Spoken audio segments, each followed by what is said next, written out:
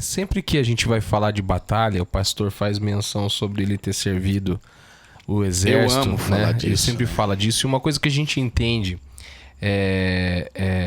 são os desígnios para cada coisa que acontece, cada área dentro, por exemplo, de um batalhão. Exato. Olha, esse aqui vai cuidar, esse aqui é enfermeiro, esse aqui vai fazer tal coisa, esse aqui ele é a linha de frente, esse aqui é mais...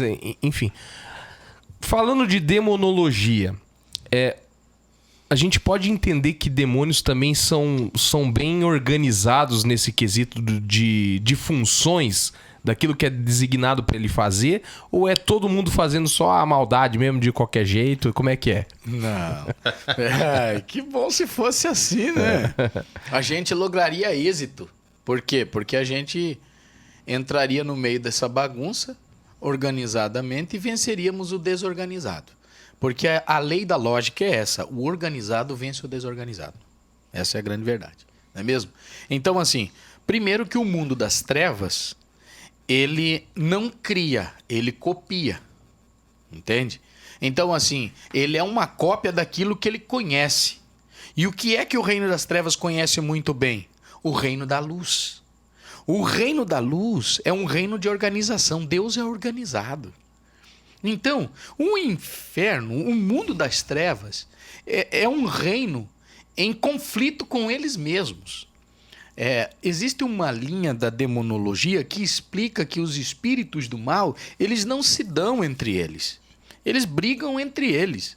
Mas todas as vezes que se traça um alvo a ser atingido, eles unem suas forças, eles se organizam. E essa organização dá um poderio muito maior de avanço, de ataque. Então, por isso, essa organização. Eles se organizam, sim. Então, essa organização vai dando margem para crescerem, para alcançarem, para chegarem em lugares aonde não existe um filho da luz organizado.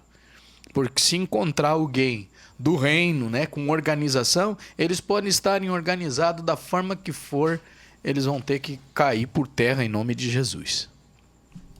E é isso aí. Vai fazer a pergunta ou você não enxergou até agora? Depois que eu aumentei 50. O cara falou, faz uma pergunta que eu falei, eu não enxergo, cara. Gente do céu. Difícil. Pastor, os demônios, eles são onipresentes? Não, jamais. Somente Deus, né? Somente Deus. Mas como que eles conseguem trabalhar em vários lugares? Aí sim, nós ao mesmo tempo falamos dessa questão de organização, né? Primeiro que eles aí vão se organizar. Para alguma coisa que eles têm como alvo, eles vão se organizar. Então, assim, o demônio que está atacando aqui não é o mesmo que vai estar atacando aí. Não tem como. Então, eles vão se organizar. Imagine uma legião. Quanto é uma legião de demônios? Tem ideia? A ideia é de 6.000 demônios. Então, 6.000 atacando, imagine. Então, eles não atacam em poucos, né? Outro, eles vão se separar, vão se agrupar por funções, assim como o pastor William citou aqui a questão do exército, né? De setorizar coisas, de alguém trabalha aqui, ali, acolá, né? Tem aqui o enfermeiro, tem o mecânico, tem o cara que vai trabalhar lá de dentista, tem o cabeleireiro dentro do exército, tem tudo lá dentro. A gente, se não quiser, não sai nem para fora. Tem tudo lá dentro, tem o cozinheiro, tem tudo lá. Assim é o reino das trevas também. Eles se organizam. Então está todo mundo ali preparado em algum setor. Então essa organização deles vai permitindo o avanço deles. Então algumas vezes olha e diz, mas cara, será que ele está lá e está aqui ao mesmo tempo? Não, ele não é onipresente. Deus sim, ele é onipresente. Mas o inimigo não tem esse atributo.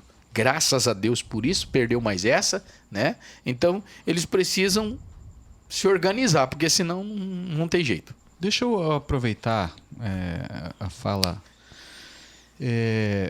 Uma legião, o pastor falou que tem mais de 6.000 demônios, né?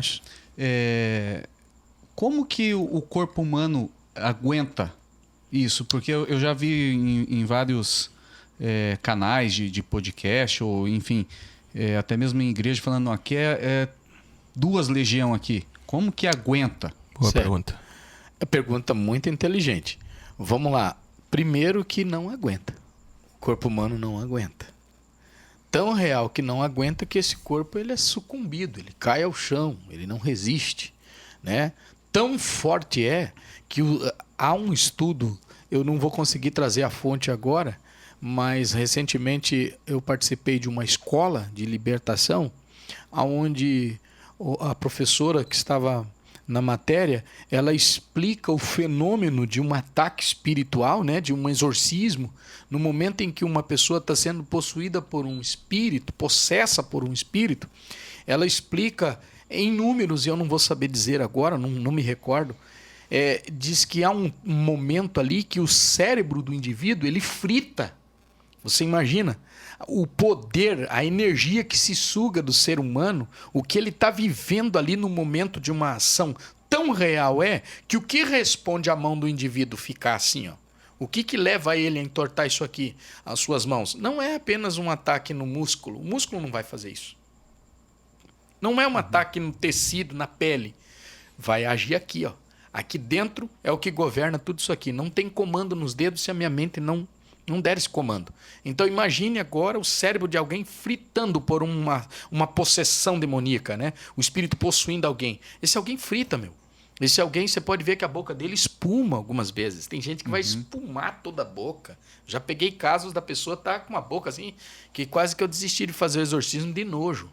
Entendeu? Os olhos viram, né? Os olhos viram. É como alguém sentado numa cadeira elétrica fritando, meu. Eu assistia documentários, né, dessas coisas, como que eram as penas de mortes, uma época, né? E a cadeira elétrica me chamava a atenção, e eu não sou psicopata, tá, gente? Mas eu gostava de assistir isso. Hoje eu não gosto mais, eu deixei de ver isso. E aí eu ficava olhando, os olhos das pessoas esbugalhavam, né? Dilatavam as pupilas assim, enfim. O cara ia morrendo de uma forma terrível ali, tremendo, a boca toda espumando. Assim, alguém quando está sobre um exorcismo, possesso por um espírito. Então imagine um ataque nesse alguém. Detalhe, hein? Tem gente que nem consegue mais ser a mesma pessoa. Nunca mais ela volta a ter sobriedade. É alguém que vai ficando ali. E aí, se a gente for mexer nesse caminho, vai abrir uma porta para tantas outras coisas. Por exemplo, os casos de esquizofrenia, nós vamos pegando psicopatismo, a gente vai pegando muita coisa aí pela frente, que não vem ao caso a gente falar agora, mas isso vai abrindo caminho para discussão sobre isso. Então, o ser humano não aguenta, cara. Não aguenta. O que o faz resistir... Aí eu acho que é uma loucura que eu vou dizer, mas eu penso, né?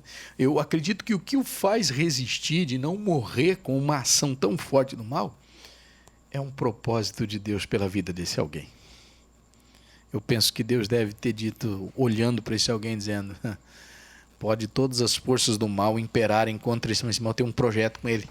Eu penso que o endemoniado de Gadara não morreu pelo ataque que tinha aquela legião na vida deles lá, porque Deus tinha um propósito com eles. E daqui a pouco Jesus diz: não, nós vamos passar lá do outro lado, que aquele cara, eu tenho um negócio com ele. Quando ele chega lá, encontra os dois lá, né? Porque os evangélicos são sinóticos, parecidos, mas, se não me engano, tem um que narra dois, né? Então, imagina, dois caras que entortam ferros, moram em catatumbas. Como que é a mente de um cara desse? Não é normal, meu. A mente desse cara está totalmente já fora de sintonia. É alguém que já era.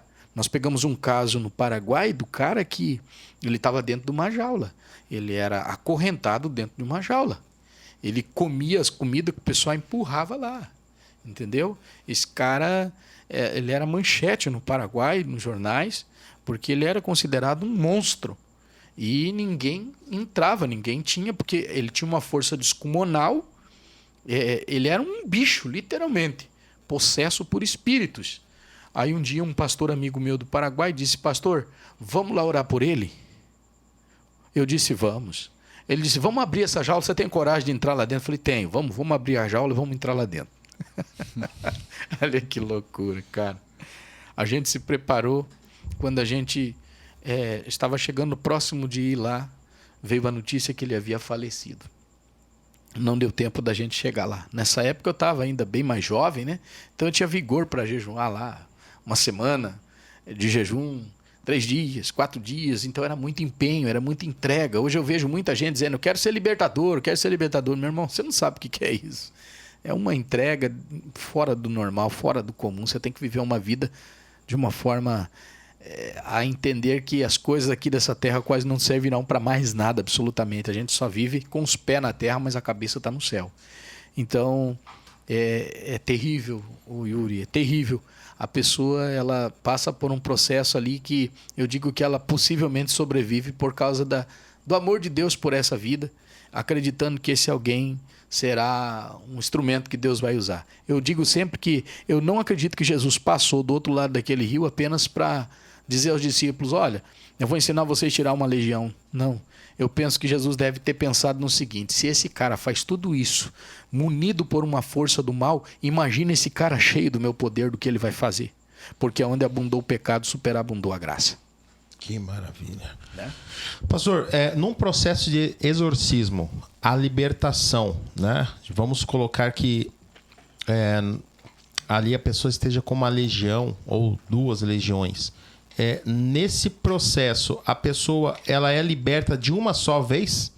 É possível isso ou como identificar isso? No campo da libertação, toda vez que a gente pega um exorcismo, essa pessoa é liberta do momento do exorcismo. No momento do exorcismo, o espírito ou a legião que estava em atuação, ela deixa o indivíduo, porque a gente vai invocar o poder do nome de Jesus, o poder do nome de Jesus, os espíritos vão embora, vão deixar. Mas o processo de libertação deverá prosseguir. Ela não está liberta 100%. Ela ficou liberta do momento do ataque do inimigo, mas não ficou liberta por inteiro. Ela vai ter que passar pelo processo do acompanhamento da libertação. Senão, é a mesma coisa que espantar uma mosca do lixo. A gente toca a mosca dali, diz para ela sair, né, abana, manda ela embora, mas se eu não tirar o lixo, ela vai voltar depois. Então a gente pode afirmar que a libertação ela é um processo na vida daquele que entregou a vida para Jesus. Sem sombra de dúvida, eu defendo essa ideia de que a libertação é processual, ela é aconselhativa, ela depende do aconselhamento, ela depende do ensino, da instrução, da educação bíblica, para que ela de fato se configure uma libertação na vida de alguém.